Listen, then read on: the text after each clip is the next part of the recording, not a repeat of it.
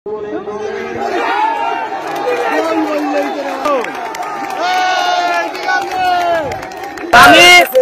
সিলেটের সকল তরুণদের সহযোগিতা চাই।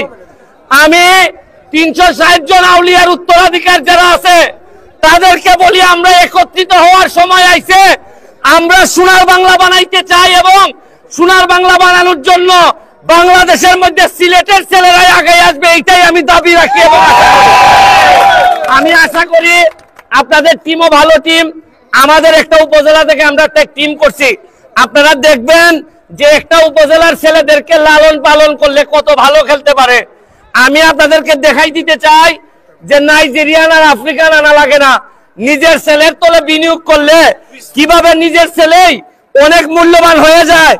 আমার যে ছেলেটা আগে চা বাগানে থাকতো, আমার যে ছেলেটা আগে পাহাড়ে থাকতো, এই ছেলেটারে আজকে আমি চ্যাম্পিয়ন্স লিগ খেলার যোগ্যতা অর্জন করাইছি।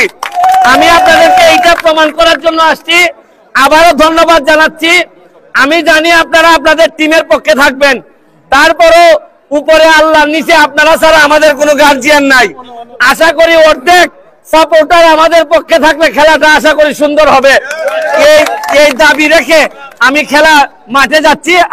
আপনাদেরকে একটা কথা বলি, আমি কিন্তু আপনাদের এখানে আপনাদের টিমকে হারাইতে আসি নাই।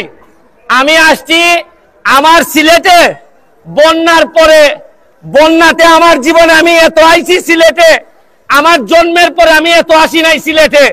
সিলেটে আসার পর আমার এলাকার মানুষের সাথে আমার এমন একটা সম্পর্ক তৈরি হয়েছে। আমি কিন্তু আপনাদেরকে হারাইতে আসি নাই, আমি আসছি শাহজালাল সাহেব যেভাবে যুদ্ধ ঘোষণা করছিলেন আপনাদেরকে সাথে নিয়ে সারা বাংলাদেশে দুর্নীতির বিরুদ্ধে যুদ্ধ ঘোষণা করার জন্য আমরা শতভাগ আশা নিয়ে খেলবো, যাতে আমরা জয়লাভ করি। আর খেলায় জয় পরাজয় থাকবে।